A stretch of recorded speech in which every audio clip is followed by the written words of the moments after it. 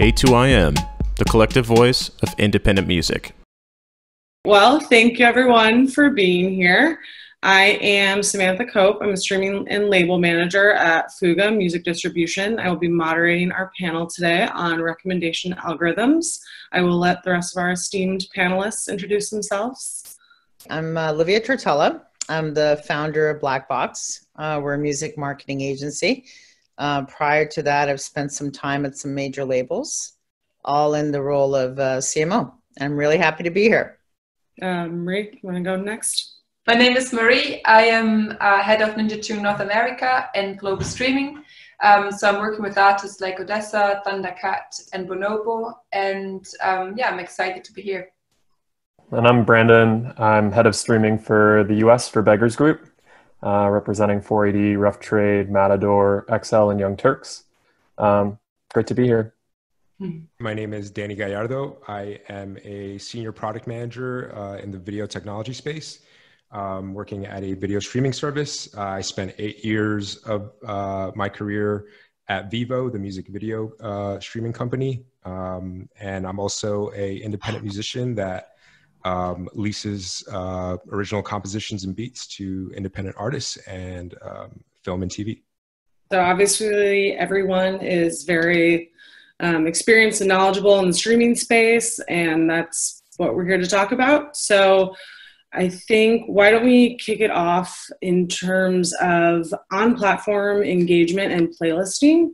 How do you see that impacting algorithmic discovery and recommendations in your roles? I can start with that. So for Beggars, you know, the algorithmic streaming piece of the puzzle is a really important one. It tends to make up about 30% of our new release consumption out the gate. So it's become kind of a centerpiece for the conversation around our kind of new release setups. And I think that kind of, I don't know, Marie, I think we can probably get into this together, but it starts mostly with developing an artist's fan base and building from there in order to kind of drive that momentum. But it has become a very, very increasingly big part of the puzzle for us as we're building out these new release campaigns. Yeah, it's the same for us. Whenever we are looking at a new campaign or a new artist release, one of the first questions is how are we activating the algorithm and how can we engage with it and utilize that powerful muscle that you'll get through it. And your question was about on-platform engagement, and so that's hugely important. So all our digital marketing and social media marketing is going towards increasing saves, likes, plays, ideally skips too, but the activity really starts much earlier, before you put out music, because ultimately you want to engage, want to have a lot of engagement within these benchmarks already before new music comes out, so that once it comes out that you get the biggest push possible from the algorithm playlist. So obviously there's Release Radar that is very powerful and is for us driving most amounts of streams actually in a new release week, and then followed by Discover Weekly and other playlists if you purely look at Spotify's Discovery playlist. Yeah, I think that makes a lot of sense. I feel like those different platforms and playlists really are kind of your tool to use. It's almost like given to you to just like really take advantage of. Mm-hmm. So Livia, I know you have a lot of experience too with using off-platform. Yes. So socials and whatnot. How do you find that plays in? Yeah. So I kind of we tend to start at BlackBox even before kind of the release planning, where we sit down with artists to really think about things like identity and what the content strategy is, and will that strategy help with engagement, around the music prior. So we're really interested in gathering an audience around an artist's story, which I think will help as, you know, the labels start to, you know, work on their release planning and start to put together social media. We start with that simple question of how do we make a fan care about an artist? Like, what's the compelling content strategy that's going to make an artist connect and follow and do all those things? So we get at the, I guess, the intangibles of the artist's marketing experience by trying to really talk about things like narrative. So it's definitely a precursor to everything that happens. I think an important point of that is, you know, really the, you know, the triggers that are driving the algorithm. And, you know, I think we all kind of are feeding that in different ways, both on and off platform. And, you know, I think like Marie and I mentioned kind of earlier, you know, a lot of the on platform has to do with like saves and you know, follows and engagement with, you know, the kind of material on site. But then, you know, it's equally, or, you know, if not more important to have that off platform engagement, be it, you know, press hits or, you know, search optimization, like social engagement, those types of things. We know, you know, the partners are kind of looking at in some way and scraping that data. So, you know, it's something that we kind of look across the board for. It doesn't necessarily start and end with the platform itself. And I think too, like what factors in as well is what happens over the long term. You know what I mean? Sometimes we're looking at the performance of one song, but I think where the content strategy tends to, when you're feeding the algorithm on a consistent basis by having multiple releases, and when partners look at a 12-month plan and they don't feel it's all about that one song, they finally feel that we're like speaking their language, you know, in terms of how to connect with them and work with them. So I think that's important too, the timeline. That's a really good point, thinking about that longer term strategy and how each release leads into the next, because really, you know, it's not just about the first single, it's not just about the album, it's about the whole campaign. Yeah. Across the life of a project and the life of an artist. So how do you take, you know, the strides you make maybe on that first single and then use that to carry into the next single, into the album? You know, how do you kind of tie that together along the life of a release? I think it's all about the storytelling. And when you start to roll out a campaign, you need to have a narrative for an album and like a message that the artist wants to tell. And then you are creating compelling content that can go a long way. So Spotify, for example, is also giving you something called Spotify Canvas, which is an 8-second loop that is on the track as such. And it's often one of the first points where a new consumer is getting a visual imagery of how the artist is looking and how the music and the entire concept, that universe that we are building around an artist is looking. And from there often the discovery to Instagram or Facebook, or usually actually Instagram, is starting. And throughout the campaign, you are just really focused on driving the benchmarks that we have set before. Increase followers, because the more followers you get, the more discovery playlist you will get into, the more release radars, the more fans will get the track in their release radars. Drive streams, playlist additions, and you are basically trying to create as much engagement with the fan base, build the streams, and by the time that your album New Music Fridays are kicking in, hopefully you have this like a really substantial plot in place. And throughout that, you are reviewing your data and you are addressing your campaign accordingly. I think there's a catalog component to this as well, which like we haven't really touched on. Sure. You know, with Spotify in particular, like, you know, there's loads and loads and loads of these like algorithm playlists that kind of exist within the ecosystem, and they've also become an increasingly important part of the puzzle. And you know, we see these come in, you know, either on top of release or they'll come much later. And I think it, you know, again, it's pulled from some of these indicators, but also, you know, there is like an editorial component to it as well, which is kind of interesting to see. And this isn't just, isolated to Spotify either. I think like a lot of the other services are playing with some of these means of kind of mixing man and machine, which has been really interesting to watch, in terms of trends and whatnot. I guess, and just so everyone's clear, like the algatorial playlisting thing is kind of, like I said, it's like a mix of curation and machine based on listener habits. So you'll see, in some of these playlists, tracks that you would most likely engage positively with kind of surface higher in the track list versus another user, which has, obviously benefits for your music, and then also, can be beneficial in terms of like how you promote this out to fans, as Spotify kind of provides like a custom link that'll put your track right at the top. So it's a nice way to kind of promote your tracks and get positive engagement with them while in that playlist framework. And yeah, that doesn't necessarily always come on top of release, which is kind of great to see because it does extend that lifespan of a track or an album. I think too, it really always helps with the listening time too. It's like, because people are hearing things that they want to hear. And so that's always, that's the goal, right? Is you just want people to listen. So it's really helpful in that regard.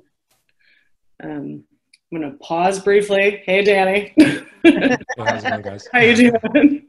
Doing well. So we've been talking quite a bit about the things that you can do from, kind of a marketing perspective and what you're doing on platform and how that all impacts the algorithm. But I know you obviously have a more technical background. And so I think it would be interesting just to understand, from the operational tech side, like how do these different cues play into the algorithm and what people are then experiencing on these platforms?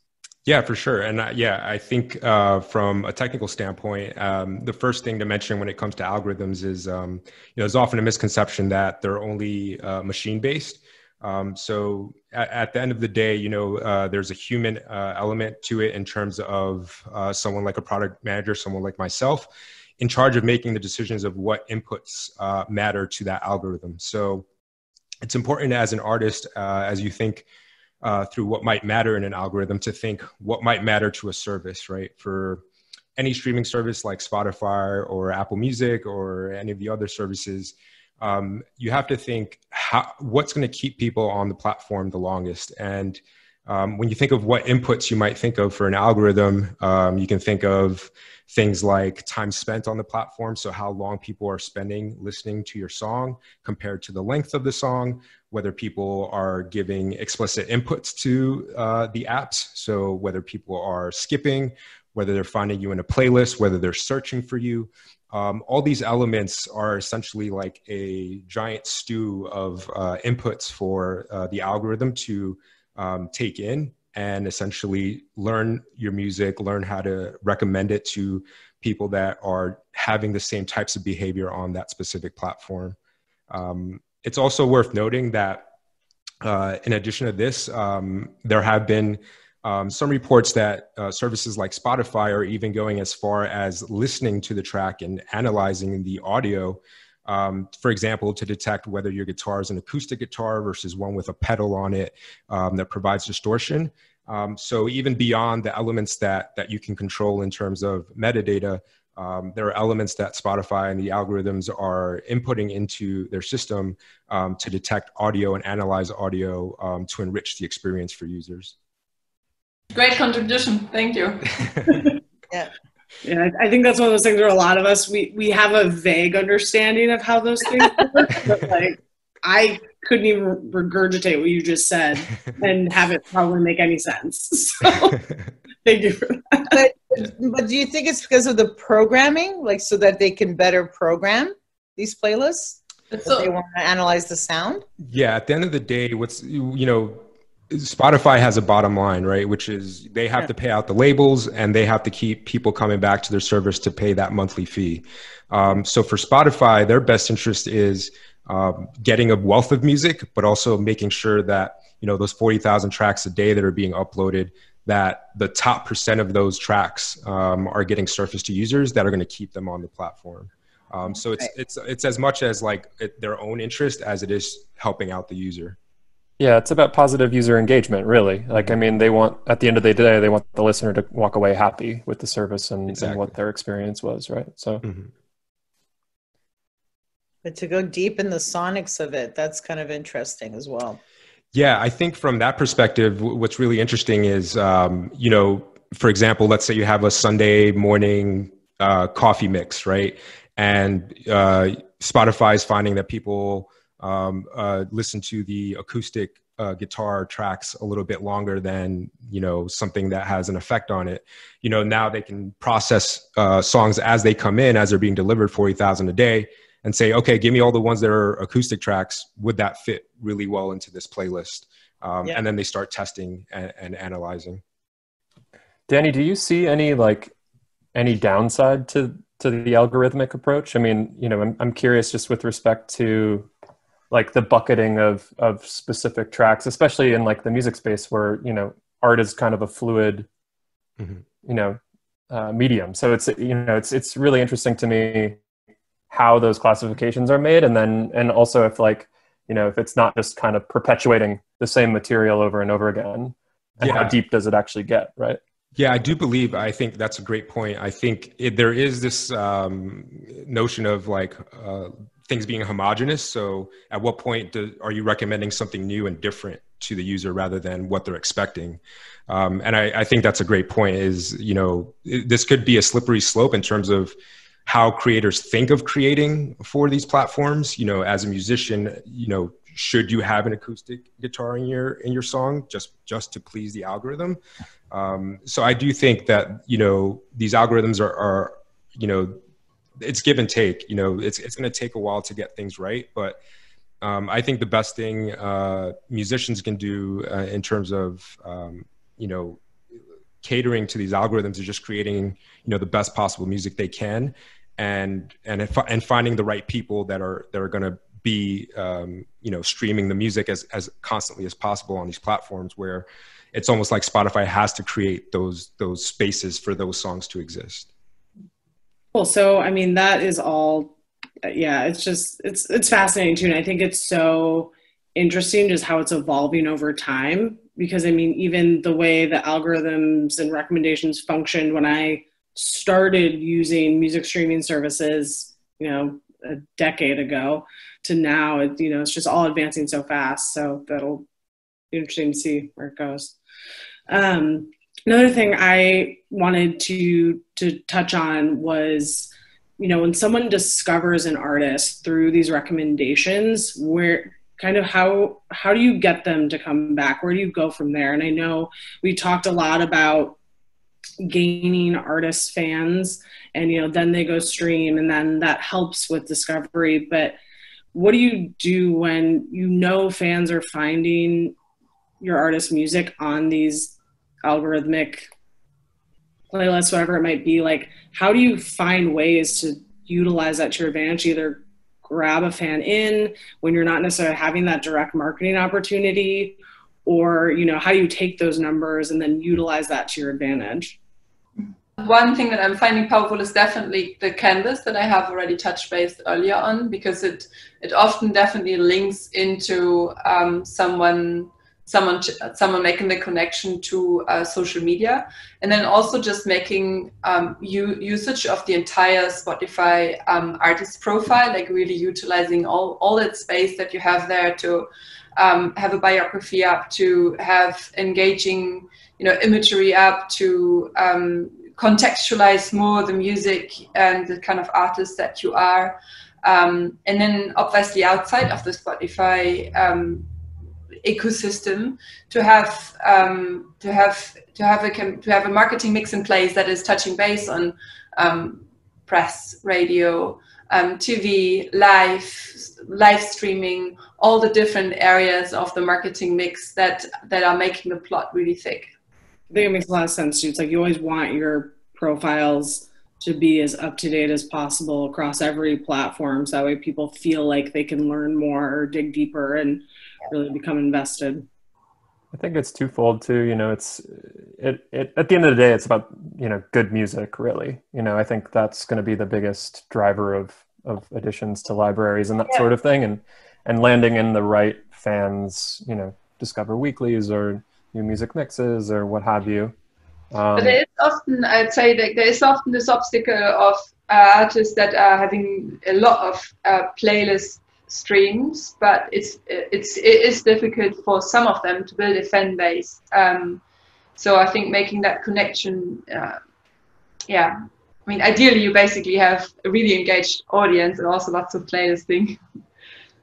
I think too, just watching, like having a lot of songs to market is also like not seeing how a single launch and certain playlists impact, you know, an artist's fan base, and watching how like certain playlist communities are like a lot more engaging than others, you know, learning, and also sort of figuring out like when someone, and it could be as simple as really great music to like a compelling story that an artist has, but you can automatically feel when there's a playlist ad, when something already, you know, has the capacity to grow, you know, just because, you know, the fan will actively search the artist. And that's part of what you're looking for, is you're looking for that fan to do the extra work as well, to connect with you. And you know, when you have something really intriguing that's going to inspire that,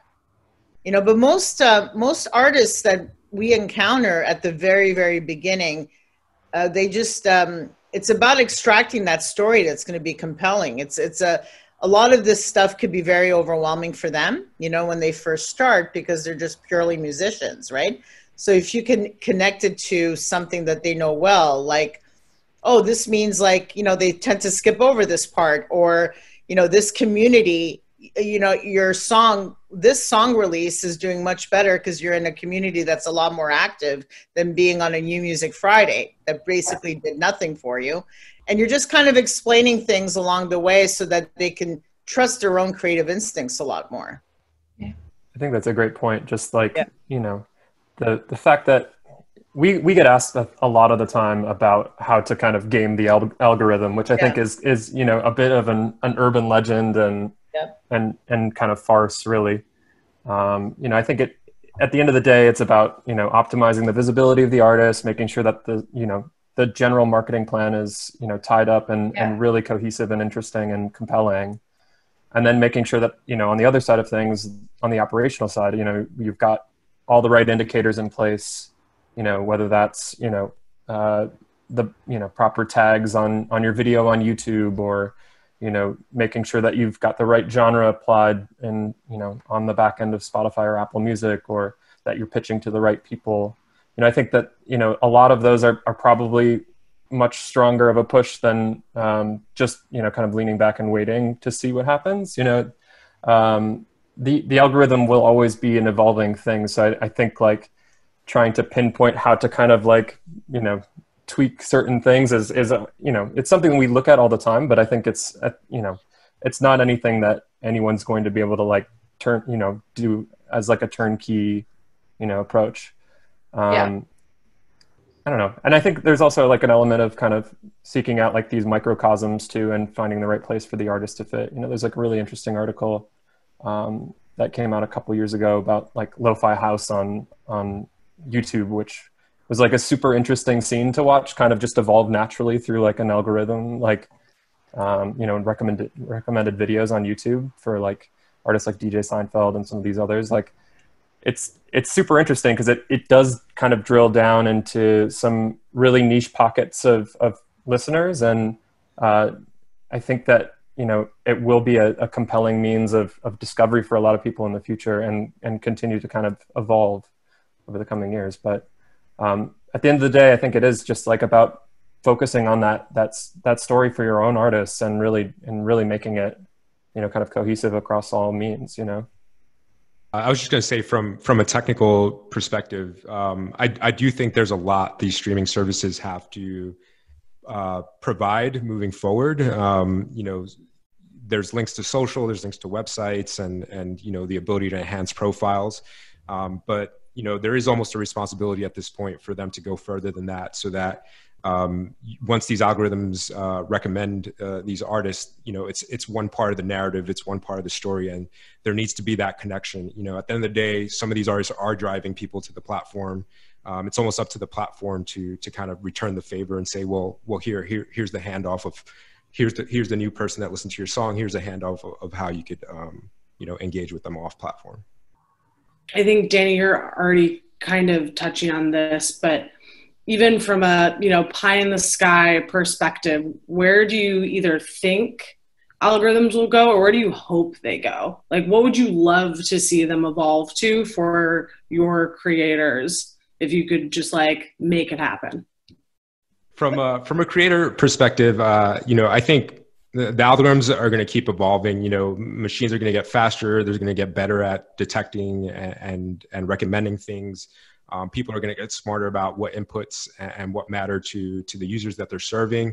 I think at the end of the day, the artist should stick to their vision and let the algorithm, learn them, essentially learn who you are as an artist. I think that's the future of algorithms is stop, as an artist, stop trying to figure out the algorithm and let the algorithm figure you out and figure your audience out. And I think it's a mutual respect and a mutual thing that has to happen between these services and the artists. But it's a long time, out before something like that can happen. But I think the more artists stick to their vision and the more they stick to themselves, I think the more powerful these algorithms are going to become in the future. I have a question for you, Danny, on that. Where do you feel that the human input in this is? Would you rather there be less human kind of interference? I actually think there needs to be a lot more human interference in a way. Yeah. In terms of, every algorithm needs to know what to learn. Someone needs to tell it what to learn. And, there are machines learning on their own, but it'll never be the same as the human touch. And, that's the argument that's existed for as long as these algorithms have been around, which is where's the balance and when is enough enough. But, there's never going to be a substitute for you meeting a friend or going to some community or going to a show and someone saying, have you checked this artist out? Have you done this? And there still needs to be that element within music. And I don't think an algorithm will ever take over that. I think an algorithm will only enhance that experience. And it's up to these, tech companies to figure out how to bring that experience into the digital age. Yeah, that's so true. It's like music at the end of the day, it's something emotional that gravitates us, and that can't be, you can't have that felt through a computer, you can't have that automized. So there's definitely still a human element that's really important. Yeah. Well, I think we're actually out of time. That's where we're at. Thanks, everyone.